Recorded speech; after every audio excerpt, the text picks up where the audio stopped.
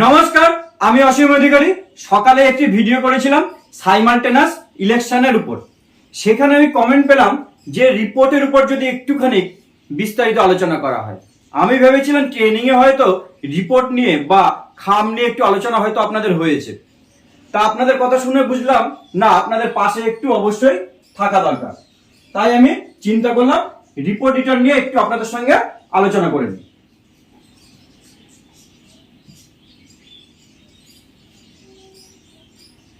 ঠিক, দেখুন, আমি সকালে সাইমালটেনাস ইলেকশন লোকসভা প্লাস বিধানসভা আমি এই ভিডিওটা অলরেডি আমি দিয়ে দিয়েছি, কিন্তু এখানে আমি রিপোর্ট আমি বলেছিলাম এইগুলো এক্সট্রা, এটা করতে হবে ওটা করতে হবে এই বলে আমি ছেড়ে দিয়েছিলাম। এবার আমি কিন্তু ওখানে বলেও দিয়েছিলাম যে প্রত্যেক রিপোর্টই আপনাকে দুটো করে করতে হবে, কিন্তু কেন যে আপনাদের অসুবিধা হলো আমি বুঝলাম না। যাই হোক, সেটা হতেই পারে। আমি তার উপর দাঁড়িয়ে আমি কি করলাম না, একটা পুরো রিপোর্টের উপর একটা করেই দিলাম। চলুন দেখেন। মূল কথা, লোকসভা বিধানসভা একটা দুটো ইভিএম, তার মানে ইভিএম নিয়ে যত রিপোর্ট আছে দুটো হবে। লোকসভা বিধানসভা ইভিএম সেট দুটি, ইভিএম সম্পর্কিত সকল রিপোর্ট দুটি করে হবে, সব রিপোর্ট দুটো করে হবে। ক্লিয়ার হলো না? প্রিসাইডিং অফিসারের ডিক্লারেশন দুটি ইভিএম এর জন্য দুটি আলাদা আলাদা, পিআরও রিপোর্ট দুটি ইভিএম এর দুটি আলাদা আলাদা, 17C ইভিএম এর দুটি ইভিএম দুটি আলাদা আলাদা। 17C একটা সাদা কালার হচ্ছে, একটা পিঙ্ক কালার হচ্ছে। ভিভিপ্যাটের মক পোলে স্লিপের কালো খাম, দুটোই অবশ্য কালো, দুটো আলাদা খাম। ভিজিট সিট দুটি আলাদা আলাদা। সবকিছুকে নিয়ে আমি চানাচুর মুড়ির মতো আমি মেখে নিলাম। মেখে নিয়ে মোদ্দা কথা একটা জিনিস পেলাম, 6টা বড় প্যাকেটের দুটো সেট হবে। 6টা বড় প্যাকেটের দুটো সেট হবে। First packet, second packet, third packet, fourth packet, fifth packet এবং 6 নম্বর প্যাকেট। এই 6টা প্যাকেটই আপনার দুটো সেট হবে, একটা বিধানসভার জন্য একটা লোকসভার জন্য। প্রথম প্যাকেটের ক্ষেত্রে একমাত্র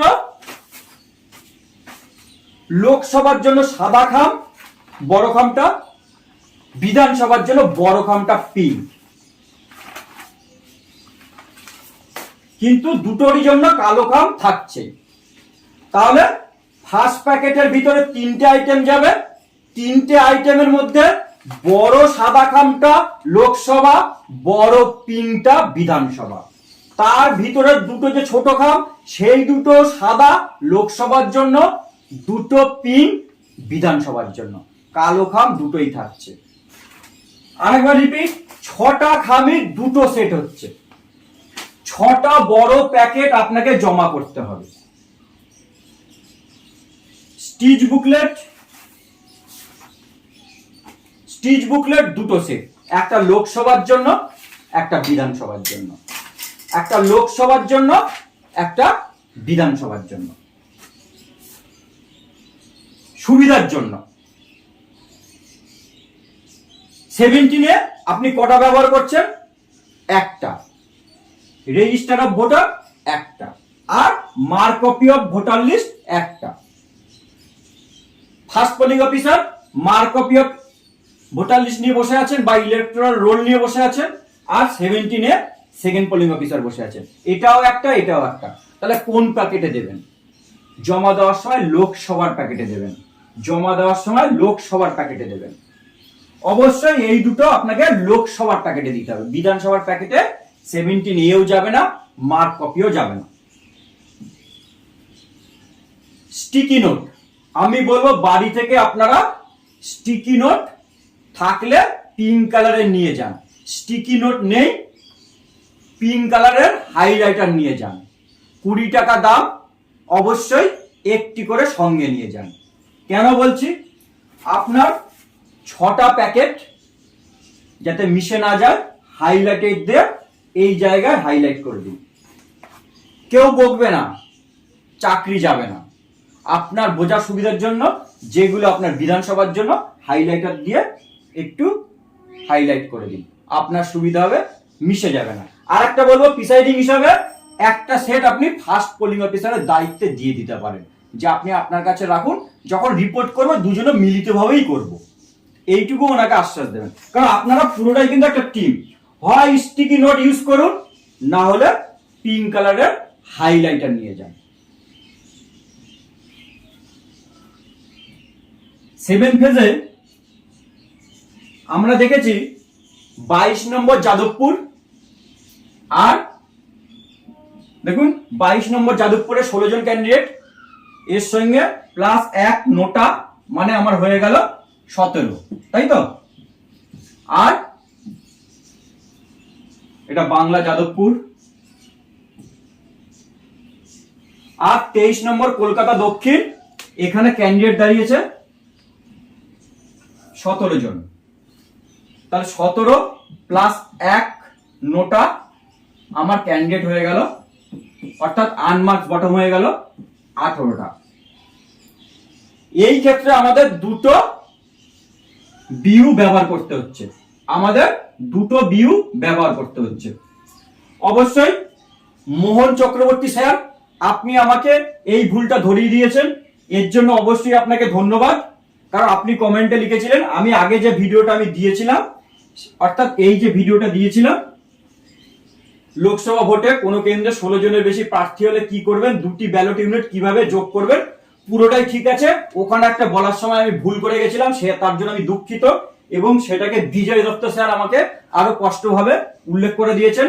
অবশ্যই মোহন বাবু এবং বিজয় বাবুকে অসংখ্য অসংখ্য ধন্যবাদ। আর এই ভুলের জন্য আমি ক্ষমা প্রার্থী, আমি দুঃখিত। এবার বলি, দুটো বিউ যখন যোগ হবে, ফার্স্ট বিউ ভিভিপ্যাটের সঙ্গে যোগ হচ্ছে, সেকেন্ড বিউ তার ফার্স্ট বিউর সাথে যোগ হচ্ছে। ফার্স্ট বিউর ক্ষেত্রে বিউর থাম থাকবে 01-এ, সেকেন্ড বিউর ক্ষেত্রে থাম থাকবে 02-তে। এইটা আমি ওই ভিডিওতে বলার সময় এখানে বাই মিস্টেক এখানে 2 বলে ফেলেছিলাম, একটা এররের সময়। যাই হোক, ভুলে গেলাম। ফার্স্ট বিউর ক্ষেত্রে থাম হুইল থাকবে 01-এ, সেকেন্ড বিউর ক্ষেত্রে থাম হুইল থাকবে 02-তে। একইভাবে যদি আমার 3 নম্বর বিউ ইউজ হতো, তাহলে তার থাম হুইল থাকতো 03-তে।